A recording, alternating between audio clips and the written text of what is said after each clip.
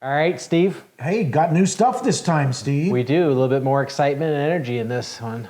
We're doing something a little bit new in terms of. We'll explain it on the show, but there's something about a Latin American country that I think you're going to be interested in. Huge news for the cryptocurrency world. That's right.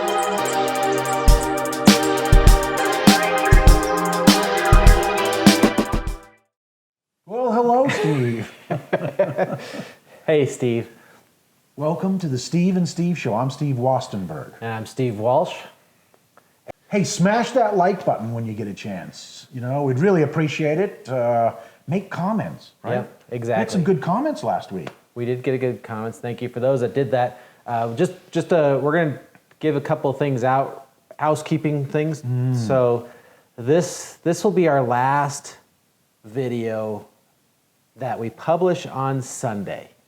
We're moving off of Sunday. Yep. So the real big thing is it's Colorado. It's nice weather out here, and you can see some of the herd out in the plains right there behind the camera moving in. But we're moving to a Tuesday publishing, so getting away from the weekend just a little bit. But look for us on Tuesdays. Yeah, I hope that helps. So it won't be this week, but it'll be the following week. So just kind of keep that in eye.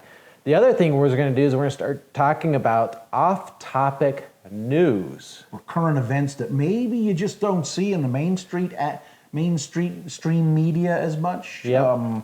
We'll still keep our positive spin on things, and we'll still keep trying to work something in to give you a real nugget out of it. But we want to talk about some of the cool things that are happening. I think the challenge we're going to have, Steve, is that I'm going to come prepared with an article, and you come prepared with an article, and we'll see who has the most off-topic article. Yeah, that's a good point. All right, so we'll have to do some work on that. Yep. That's where we're going. And I think we've got one for today. We do? Yeah. All right, let's hear it. I'm going to throw one out there. So, we've talked about kind of cryptocurrency and Bitcoin a lot on this channel in the past, or a number of times in the past.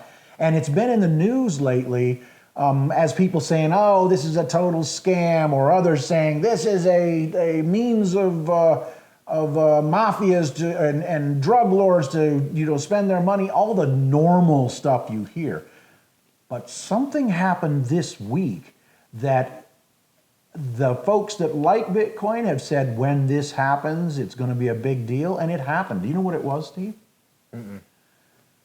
So a sovereign nation put a proposal out, the president put a proposal out, and the Congress of that sovereign nation voted on it and made Bitcoin legal tender. Now, that has never happened in the 13 almost year history of the currency.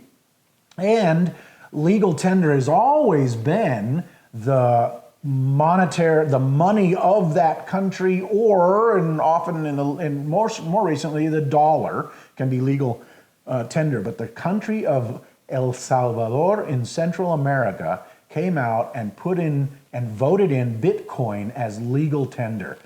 What does that mean, Steve? That's interesting. So they're calling it legal tender, not that their currency is backed by it. It's legal tender. So they're basically saying it can be used as currency legally in their country. Yes, and on top of that, they're saying that if somebody wants to be paid in Bitcoin, you must remit in that. You don't get a choice. Well, it's not that. You must be able to remit in Bitcoin, like remitting in the El Salvadorian. I think actually El Salvador uses the dollar as their currency, their normal currency. The El Salvador dollar, or no, it's actually the dollar. Don't quote me completely on that, but like Panama has a dollar as their.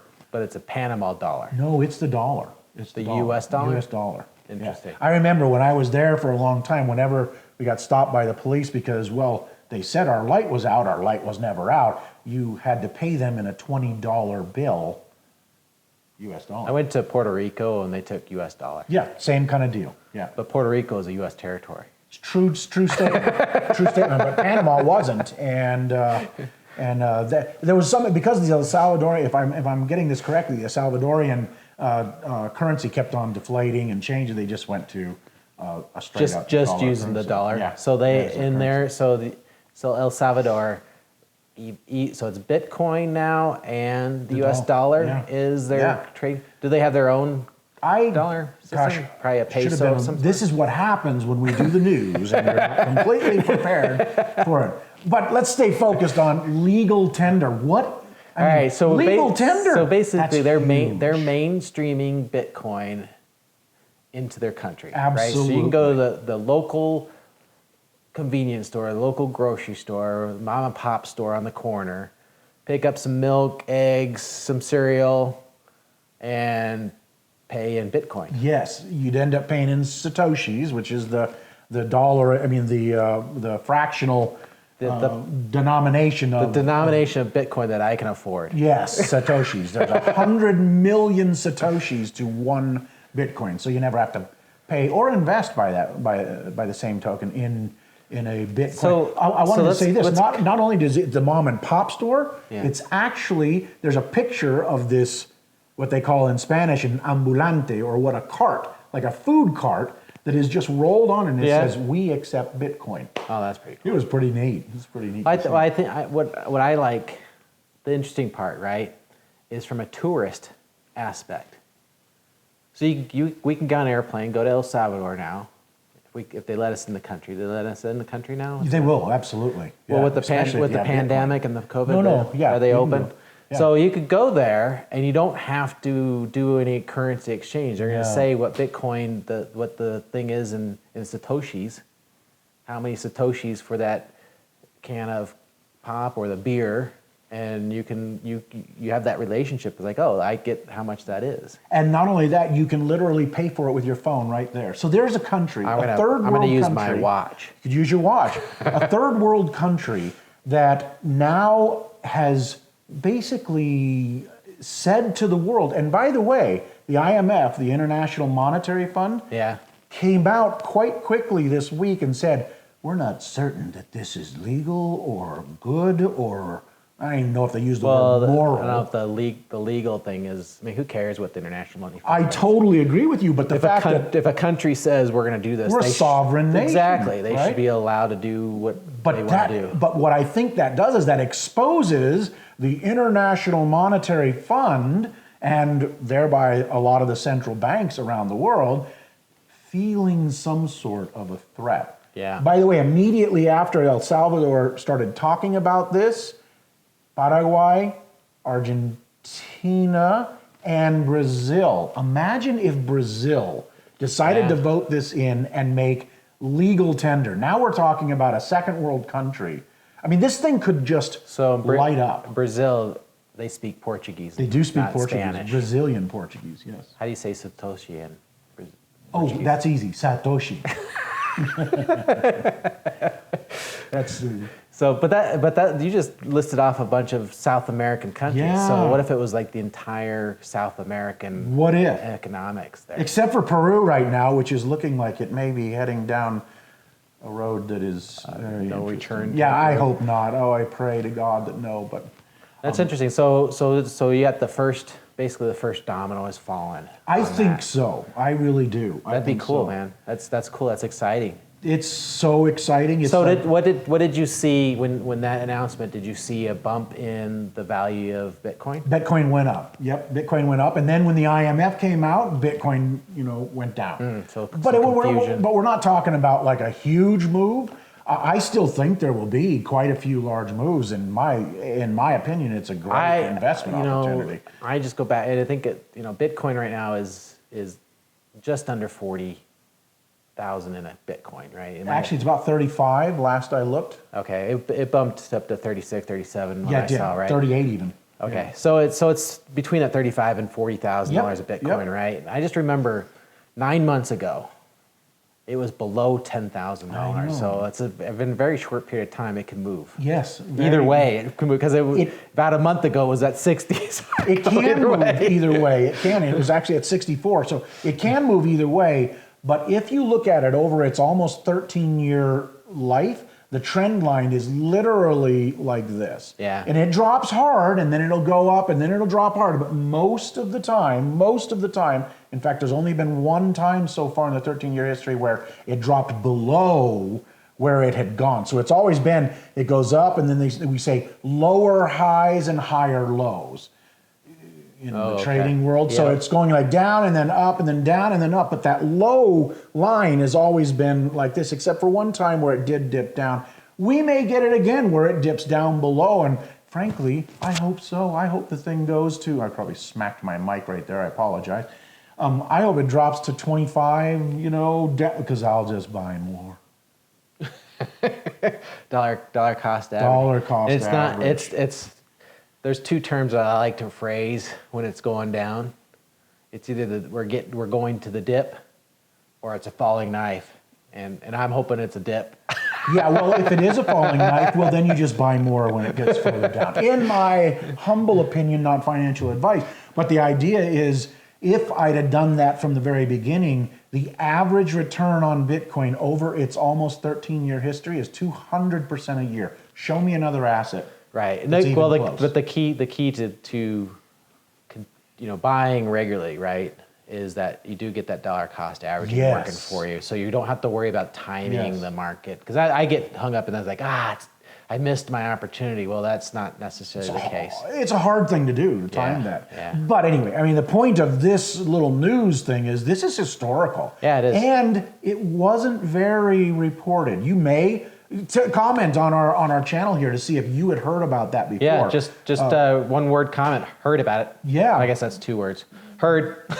No, heard about it would be 3 words, actually. Well, there you go. All right, Steve. So that's cool. It's very exciting. El Salvador voting to accept Bitcoin as legal tender within their own country. It's a game changer. First country. We'll kind of keep an eye on, see who's next, right? And one thing you said, wow, wouldn't it be cool to take a vacation over there and not have to go and do some sort of an exchange or something, just come in with my Bitcoin. There's actually a beach there called Bitcoin Beach. Really? Yeah. That's interesting. We really need to head down there. There's also some incentives that they're throwing out to get citizenship or to get residency there that has to do with Bitcoin. So you should Google that and see. How's their medical? We're getting old. How's their medical? We need to look into that. Probably a little better in Costa Rica, but I'll bet it's going to get good now, because I'm betting you there's going to be a decent amount of interesting, demanding, probably, people coming in. That I just love it. I love it. The idea that now anybody in El Salvador with a cell phone, and there's a lot more people with cell phones than there are with bank accounts, believe it or not, around the world, anybody can have monetary sovereignty and even be a little central bank. I'm sure there will be some mechanism for those that don't carry cell phones to have some sort of electronic device that they can load and unload. Hey, that sounds like a great opportunity. Maybe it's a card, right? They can load and unload. So certainly. Yeah, well, you can get it. Yeah. There's going to be all kinds of stuff. There's a great guy, Jack Mahler's out of Boulder, Colorado, who's got a company called Zap, and he uses this Strike. I'm sorry, it's now called Strike. It used to be. And uses the Lightning Network to make microtransactions happen very quickly in El Salvador and around the world. But he was very involved in El Salvador. They have the debit card stuff. Because you think about, you may not want to take your phone down to the, if you're going to go swimming or so they do have debit card types that connect to your Bitcoin account. So it's very cool, very exciting. Look forward to the next one. So the next publishing will be actually not next week, but it'll be like next week plus 2 days. Right, we're going to go Tuesday night, and we're going to take on a homework assignment where I'm going to come with an what do we call it? Off news. I like it. Say with Private Ryan, there was like a Offman. Hoffman, yes. This is Off News. Ladies and gentlemen, welcome to the Steve and Steve Off News. So I'll do an article, you'll have an article, we'll kind of discuss what we're finding in the news. that's not you're not finding on mainstream, but it'd be kind of stuff that we thought was cool to bring up. So. And you know what? Throw something out there. If you guys have something really crazy, go and throw it out there. Fetzko, don't go crazy on that. So, all right, Steve. All right. Till next Cheers. time. Cheers. Thank you.